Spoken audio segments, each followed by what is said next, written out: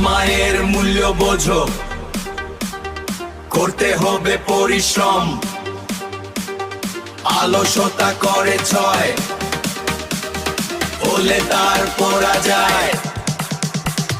কঠিন পরিশ্রমে স্বপ্ন পূরণ হবে, সময়ের মূল্য বুঝে সফলতা আসবে। সময়ের মূল্য বোঝো, করতে হবে পরিশ্রম। সময়ের মূল্য বোঝো, করতে হবে পরিশ্রম। আলসতা করে ছয়, হলে তার পরাজয়।